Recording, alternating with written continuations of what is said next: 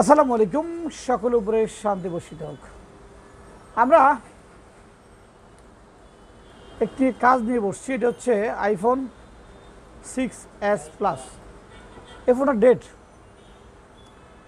তা আমরা এখানে আসলে কিছু জিনিস বোঝানোর চেষ্টা করেছি। আমরা যেহেতু আমাদেরকে ড্রয়িং করে বুঝাইতে হয়েছে, সেক্ষেত্রে আমাদের আসলে এখানে ড্রয়িং আঁকা বাঁকা হয়েছে। তোমরা বুঝছো তো বিষয়টা নাকি? আচ্ছা, এখানে যে ডিসি টু ডিসিআইসি আইসিটি ইউজ করা হয়েছে, এই ডিসি টু ডিসিআইসিটা ইউজ করার ফলে আমরা যখনই এখানে ব্যাটারি একটা লাগাচ্ছিলাম, সেটা ইনপুট শর্ট লাগানোর সাথে সাথে ফুল শর্টে যাচ্ছিল। তা আমরা পুরো প্রসেসটা এখানে বোঝানোর চেষ্টা করেছি। আমরা বুঝছি তো না পুরো বিষয়টা? হ্যাঁ, কীভাবে আমাদের ভোল্টেজ ইন হচ্ছে, ইন হওয়ার কীভাবে বিভেড আউটপুট হচ্ছে, কীভাবে বিপিএস আউটপুট হচ্ছে। ওকে, তো আমরা বর্ণীয় সহজকে বোঝানোর চেষ্টা করবো যে আমরা কীভাবে ভাগ করলাম। এটাকে ভাগ করার রাস্তাটা কী ছিল? প্রথমে আমরা চার্জিংয়ের একটা সলিউশন বের করছি। এখানে চার্জিং সলিউশনটা বের করার পরে আমরা বুঝে নিলাম যে আমাদের এই ব্যাটারি কানেক্টরের যে ভোল্টেজটা আছে, এই ব্যাটারির ভোল্টেজটা কোথায় গিয়েছে, যার নাম দিয়েছে পিপি বিব্যাট বিসিসি। এই আইফোনের এই ভাষাগুলোই হয় ব্যাটারি বিব্যাটের জন্য। ওকে, এখান থেকে এসে সরাসরি আসছে কোথায়? সে এই যে এখানে এসে টাইগার আইসি, এটাকে টাইগার আইসি বলে, চার্জিংয়ের টাইগার আইসি। এই টাইগার আইসি হয়ে সে এই ছোটো যে বুটিং আইসি, এটাকে আমরা সব বুটিং আইসি বলি, এটাকে এই আইসিটাতে প্রবেশ করেছে। ওকে, করছে কি না? তো করার পরে এই আইসিটা পরবর্তী সময় সে বিভিন্ন রকম জায়গায় আউটপুট হয়েছে। এটা এখান থেকে ইনপুট হয়েছে, ঠিক একই জায়গায় আবার এই আইসিটা এখান থেকে আউটপুট দিছে। আউটপুট হয়ে এলএনটা বেরিয়েছে, বেরিয়ে এ পাশে ক্যাপাসিটারে গেছে, কয়েলে গেছে, এদিক দিয়ে আবার টাইগার বাক হয়ে কোথায় এসে আবার পুনরায় টাইগারে প্রবেশ করেছে। যাই হোক, তো আমরা প্রথমে বিভেদটা পেয়ে গেলাম। তো যেহেতু আমাদের এই আইসিটা গরম হচ্ছিল, তাই না? আমরা স্পার্ক করে পরে বা পাওয়ার সাপ্লাই লাগাই দেখলাম যে আমাদের এই আইসিটি গরম হচ্ছে। তা আমরা আইসিটি রিমুভ করলাম না। কেন? যেহেতু এখান থেকে বিপিএস ভোল্ট এখানে আসতেছে, বিভেদ ভোল্ট এখানে ঢুকতেছে, দুইটা বলে একসাথে এখানে ঢোকার কারণে এটা আসলে মূলত স্পার্ক করতেছে। তা আমাদের করণীয় কাজ কি? এখান থেকে যে বিভাস ভোল্টেজ যেটা আউট হয়েছে, আমাদের বিপিএস ভোল্টেজ যে আউট হয়েছে, সে আউটপুট ভোল্টেজটা আমাদের কী করতে হবে? কাজ করতে হবে, তাই তো? তা আমরা এখানে আউটপুট ভোল্টেজটা বোঝার জন্য কী করলাম? চলে গেলাম ওয়াইফাইতে। কোথায় গেছি?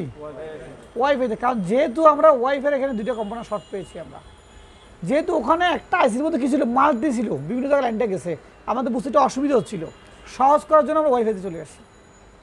ওয়াইফাই যখন এই ক্যাপাসিটিটা আমি শর্ট পাইলাম, তখন বুঝতে পারলাম যে এটাও শর্ট আমার। ওখানে যেহেতু ব্যাটারি একটা লাগালেই শর্ট হয়ে যাচ্ছে গাছ, সো আমাদের ওখানে বুঝার কোনো কি নাই, লাভ নাই। আমরা এখান থেকে শুরু করলাম। এখান থেকে শুরু করতে করতে দেখলাম যে এই লাইনটা আইসা ঢুকছে কোথায়? সেই আইসির এই মাথায়। ওকে, এবং এটা টাইগার আইসিতে ঢুকছে, চার্জিং আইসিতে ঢুকছে এটা। ওকে, তাহলে আমরা এই যে ভোল্টেজটা পাইলাম, যেটাকে আমরা বিপিএস ভোল্টেজ বলছি, এটা কি ইনপুট ভোল্ট না আউটপুট ভোল্ট? আউটপুট। গুড, এটা আমাদের আউটপুট। এটা বলতে পারি আমরা যে এই আইসিটা থেকে ফিল্টার হয়ে বের হয়েছে আউটপুটটা। কারণ এই আইসিতে পাইছে কি? বিভেড। সে তো বিপিএস পায় নাই, বিভেড পেয়ে বিপিএসে আউটপুট হয়েছে। আউটপুট হয়ে সে আইসিতে টাচ করেছে, বিভিন্ন ক্যাপাসিটার টাচ করেছে, টাচ করে বিভিন্ন টাচ করে সে চলে আসছে কোথায়? একদম ওয়াইফাই আইসিতে। ওকে, তা আমরা পরবর্তী সময় এখানে স্পার্ক করলাম। এখানে স্পার্ক করে দেখতে পরে দেখবে এই জায়গাটা গরম হচ্ছে। কী হচ্ছে? এখানে স্পার্ক করে এই জায়গাটা গরম হচ্ছে। বুঝতেছি না আসলে ঠিক মতো। কী করলাম? আমরা স্পার্ক করার পদ্ধতি একটু বদলালাম। এবার বললাম না, স্পার্ক ওখানে করবো না, স্পার্ক করবো কোথায়? এই কম্পিউটারের মাথায়। যদি ওখানে গরম হয়ে থাকে, কোথায়? ওয়াইফাইতে যদি শর্টে থাকে, তাহলে এখানে আমরা পেয়ে যাব। অবশ্যই আমরা পাইছি কিনা? এটা আমরা পাইছি তো। লেটস গো, আবার আমরা সবাইকে দেখাই। আমরা এখন সরাসরি সেই বিপিএস ভোল্টেজের হাত ধরে আমরা ওয়াইফাই সেকশনে চলে আসছি। আমরা ওয়াইফাই সেকশনে আসছি। যেই ক্যাপটা আমাদের শর্ট আছে, সেটাকে আমরা একটু আবার ব্লার করব পুনরায়।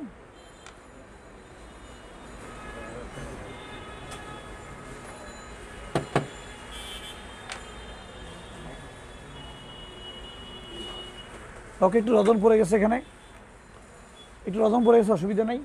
খোলা রাখো, পাওয়ার সাপ্লাই কেবলটা খোলা রাখাবে, লাগানোর পরে লাগাবা। ওকে, হ্যাঁ হ্যাঁ ঠিক আছে, আমরা এদিকে পরিস্থিতি কমাইছি 2.3 করে দিচ্ছি, 5 করেছি, কোনো অসুবিধা নেই। 2.5 থাকলেও কি কোনো অসুবিধা নাই। খুব ঠান্ডা আমাদের কাজ, তাড়াহুড়ো করার দরকার নাই। যদি তোমার গাড়ি ছেড়ে দেয় চলে যাক, আমি পরে গাড়িতে যাবো, কিন্তু কাজ তাড়াহুড়ো করা যাবে না। যাবে যাবে, আমি বলবো। আমরা এই মুহূর্তে পাওয়ার সাপ্লাইটা লাগাবো। লাগাইছ? লাগাইছ। এই যে বলতেছে, কিন্তু এটা উপর অতিরিক্ত রজনের কারণে এটা বোঝা যাচ্ছে না।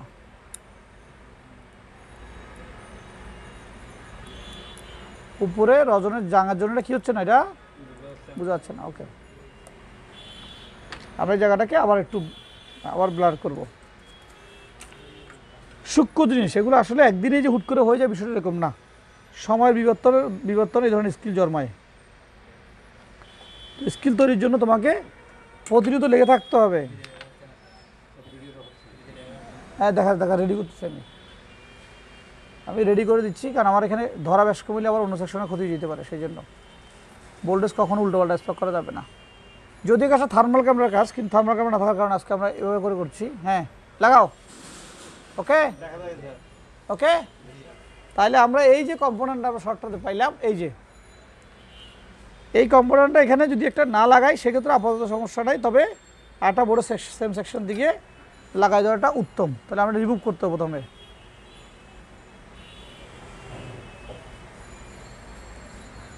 একজন ডিসপ্লে আনা তো থেকে শাকিল থেকে।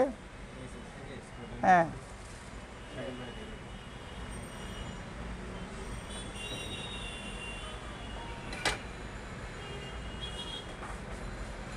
তো আমরা এই যে কাজগুলো করলাম, কাজ বেসিক্যালি এভাবে করতে হয়। কাজের স্কিল তোমাকে ডে বাই ডে তোমাকে আর্ন করতে হবে।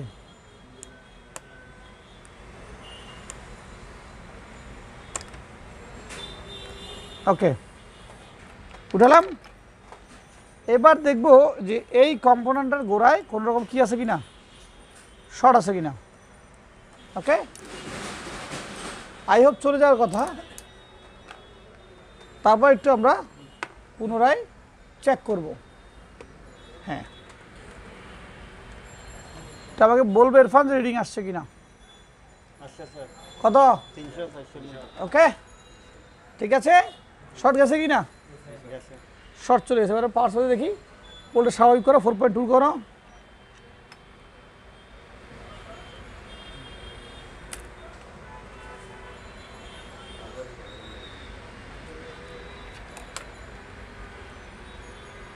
লাগাও। ওকে, শর্ট আছে নাই, ভেরি গুড। কিন্তু দেখো এই টিনটা সে খুলছে, সামহাও কেউ এই টিনটা খুলছে। এই টিনটা খোলা কোনো কাজ নাই, হয়তো টিনটা খুলছে। হতে পারে যে টিনটাতে হিট দিয়ে তুলছে, এই হিটে যদি বেশ কম হিট দেয় এই প্রসেসর নষ্ট হয়ে যেতে পারে। এটা বেসব্যান্ড পিএমইর প্রসেসর, এটা হ্যাঁ খুবই সেন্সিটিভ হয়েছে এটা, কারণ এখানে টিন দেওয়ার দরকার ছিল না।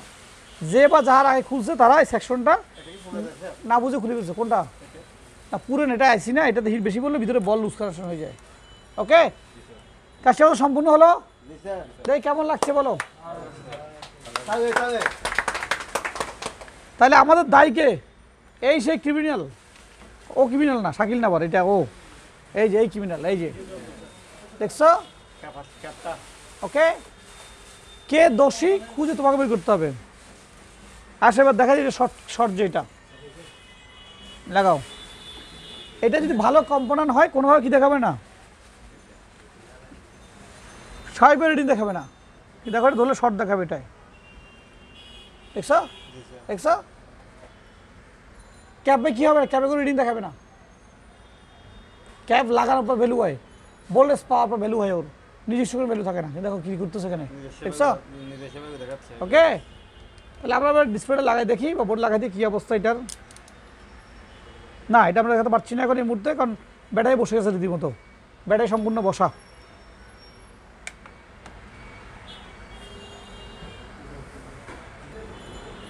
ওকে, চালু হয়েছে। এই ফোন নাম্বার ডেট রিসিভ করছি আমরা শর্ট অবস্থায়, চালু হয়েছে নাকি শাকিল? এটা হচ্ছে আউটপুট ভোল্টেজ শর্ট, ডেট ছিল তো নাকি? Output voltage short. আমাদের বিপিএস যে লাইনটা আছে, বিপিএস লাইনটা শর্ট। এই যে এটা সম্পূর্ণ রানিং, ফুল রানিং হয়ে যাবে স্যার এটা, দেখছো? এবার কোনো সমস্যা থাকবে না এটাতে। তো এই যে আমরা কাজটা করতে সক্ষম হলাম, এই কাজটা করার জন্য যে ট্রিক্সগুলো অ্যাপ্লাই করলাম, এখানে আসলে খুব বেশি যে ইনভেস্টমেন্টের বিষয় কিন্তু এরকম না, এখানে মেধার বিষয়। স্রষ্টা আপনাকে মেধা, যোগ্যতা, দক্ষতা সবটুকু দিয়েছেন, কোথায় কাজে লাগাবেন। আবার স্বাভাবিকভাবে দেখি যদি আমরা প্রাথমিক পাস করতে না পারতাম তাহলে আমরা হাই স্কুলে ভর্তি হতে পারতাম না, এসডি পাস না করলে ইন্টারে ভর্তি হতে পারতাম না। এই যে একটা প্রসেস, যে কোনো কাউকে, একটা যুবককে চাকরি করতে হলে বা কোথাও চাকরি করতে গেলে তার যোগ্যতা লাগে, তাকে মিনিমাম একটা এডুকেশন করতে হয়। কারণ এই এডুকেশনের তার যে জ্ঞানলব্ধ যে বিষয়টা, এটা সে বাকি জীবন কাজে লাগাবে। একজন ছেলে এসডি পাস করার সময় যে নলেজটা তার মধ্যে হয়, সে বাকি জীবন এই নলেজগুলোকে দিয়ে সে চলে। মানে বাকি যা হয় জাস্ট এই নলেজের সাথে শুধু অ্যাড হয়। তো ট্রেনিং পিরিয়ড হচ্ছে একটা নলেজ, যেই নলেজটা আপনি একটা ফাউন্ডিং নলেজ অ্যারেঞ্জ করবেন, দেন এটা ধাপে ধাপে এই নলেজটা নিয়ে আপনি আগাবেন। বিশ্বাস মোবাইল ফোন ট্রেনিং ইনস্টিটিউট দীর্ঘদিনের ট্রেনিং প্রসেস নিয়ে কাজ করছে। বর্তমান চলছে আমাদের 69 ব্যাচ, 70 ব্যাচ শুরু হবে আমাদের এই মাসের 28 তারিখে। যারা মোবাইল ফোন সার্ভিসিং শিখতে ইচ্ছুক তারা যোগাযোগ করতে পারেন, ভর্তি হতে পারেন। ক্লাস তখন থেকে হবে। আমি দুঃখ প্রকাশ করছি যে অনেককে আমরা ফেরত দিয়েছি, কারণ আমাদের জায়গা সংকুলনের কারণে। সবাই ভালো থাকবেন, সুস্থ থাকবেন, দেখা হবে অন্য কোনো ভিডিওতে। আসসালামু আলাইকুম।